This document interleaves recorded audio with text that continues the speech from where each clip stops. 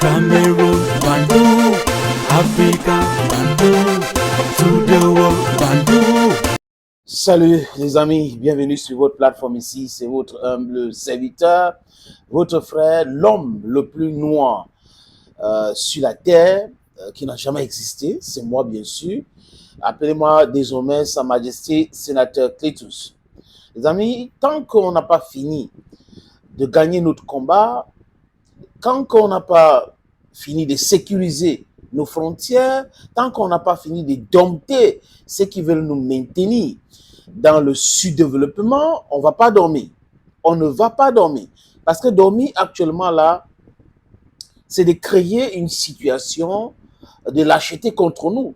Nous ne voulons plus de cela. Donc, les jeunes Africains aujourd'hui, les jeunes combattants africains aujourd'hui, dans tous les domaines, je parle là de la communication, de tout ce que nous faisons pour acquérir notre souveraineté, nous devons être éveillés.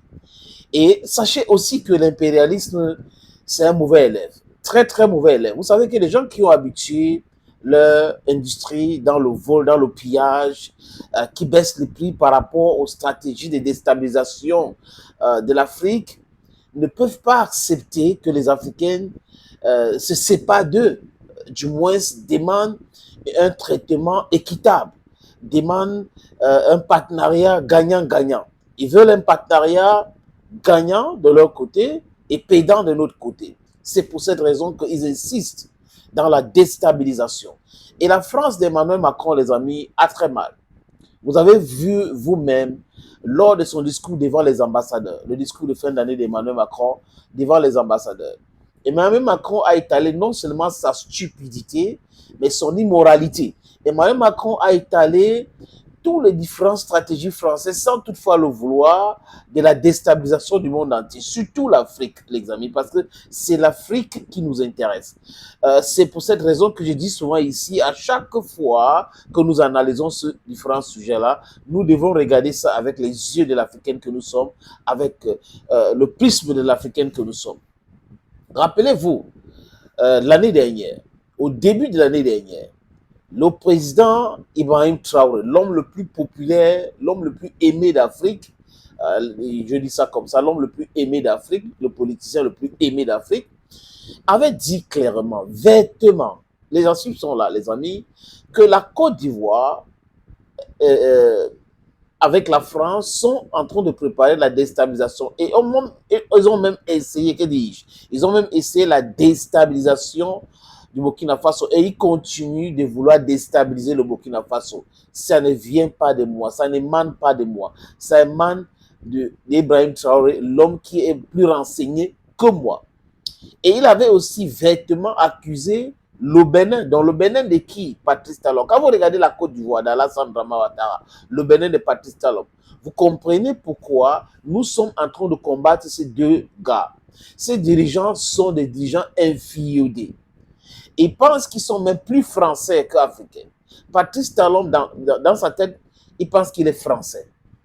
Alassane Dramane Ouattara, si ce n'était pas la France et la base militaire à Port-Boué, Alassane Ouattara ne serait pas président en Côte d'Ivoire aujourd'hui. Donc la France a installé Alassane Dramane Ouattara là-bas. Donc il fait partie des gens en Afrique qui dirigent des gouvernements fantôches. Voyez un peu. Donc quand Ibrahim Traoré accuse Alassane Dramane Ouattara et la Côte d'Ivoire et la France, c'est qu'il a de bonnes raisons pour le faire. Regardez ces passes d'armes qui se passent entre Emmanuel Macron et Alassane Dramane Ouattara. Alassane Dramane Ouattara, le 31 décembre, prend la parole et parle de la base militaire française à Port-Boué qui va passer sous le contrôle des Français, mais n'a pas donné de détails. Donc, c'est du faux et archi faux. Et quand Macron disait que parce que nous sommes polis, nous avons laissé les dirigeants, la primeur de l'annonce aux dirigeants africains, il parle d'Alassane Dramane Ouattara. Donc, un papa comme ça devrait avoir honte de lui. Et en décembre, Abdourahmane Tiani, le président du Niger, a accordé une interview sur la chaîne nationale. Et Abdourahmane Tiani a dit des choses clairement, simplement, avec des détails, les amis, des détails qui font froid dans le dos.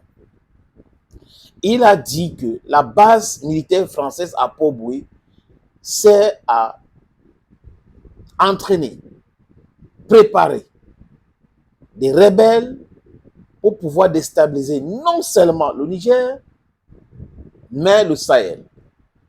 Et il avait dit ça clairement.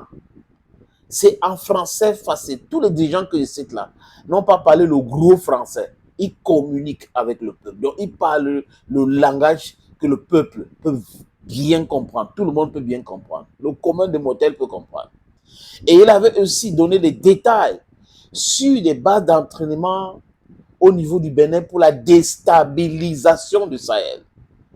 Patrice Talon, à travers son ministre des Affaires étrangères, M. Olusegun, a convoqué le chargé d'affaires, a fait convoquer le chargé d'affaires du Niger, au Porto-Nouveau et autres. Mais ça n'a rien donné, les amis. Ça n'a rien donné parce que c'est un président qui parle. On parle du président Tchani. Et le président Tchani, avant de faire cet entraînement, avait déjà dit à Thomas Boni Yahi et Youssoufou Souglou, qui étaient des émissaires de Patrice Talon au Niger, que voilà ce que son pays est en train de faire. Et nous aussi, on voit tout cela, les amis. Les actions sont là menées sur le terrain. Les forces françaises qui quittent le Tchad pour le moment de façon précipitée, qui ont essayé de faire un coup d'État au Tchad, ils sont en train de faire quoi? Ils partent pour la plupart au Bénin. Donc, ils veulent rester déstabilisés le Sahel, parce que la gratuité des matières premières, c'est ce que la France veut. La France ne veut pas acheter l'uranium. La France, écoutez, la France a été électrifiée pendant des siècles et des siècles par le Niger. Mais le Niger n'a pas l'homme de commencement, des débuts d'un centrale nucléaire. Donc voilà le banditisme que nous condamnons. Et demain, les amis, la Côte d'Ivoire d'Alassane Draman Ouattara et la France d'Emmanuel Macron sont en train de vouloir organiser quoi? Un simulacre de manifestation devant l'ambassade du Mali à Abidjan. Ils disent quoi? Que les Maliens ne veulent plus que le Mali quitte la CEDEAO. Donc, c'est obligé maintenant. Donc, si le Mali dit que il va quitter, le Mali quitte, parce que c'est un fait déjà.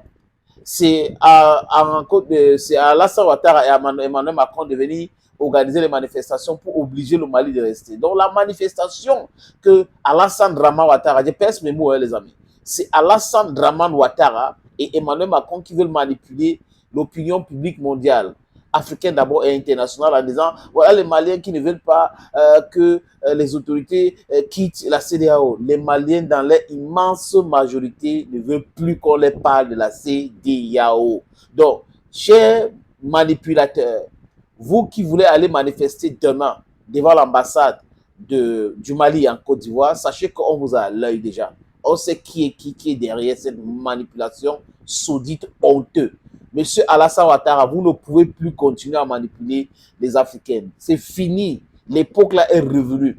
Macron montre encore, il étale son incompétence, ce manque de créativité. Vous voulez continuer à faire cela? Non, non, non, non, non. Il n'y aura même pas de Maliens là-bas. Il n'y aura même pas de Maliens. S'il y a des Maliens, c'est des apatrides ou des manipulés qui auront pris de l'argent pour aller manifester, on veut entrer dans la CEDEAO. Parce que la France a compris maintenant que sans la CEDEAO, ça sera très difficile pour elle d'infiltrer ces pays. Sans ses bases militaires, ça sera très difficile pour elle d'infiltrer ces pays-là. Et c'est facile pour ces pays-là de dire, voilà la France, voilà la Côte d'Ivoire, voilà le Bénin. Ils nous ont attaqués, on les attaque aussi. Les amis, on ne dort pas.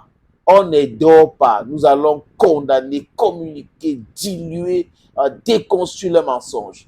Merci les amis. À très bientôt. Mais n'oubliez pas les amis, appelez-moi désormais Sa Majesté Sénateur Clétus.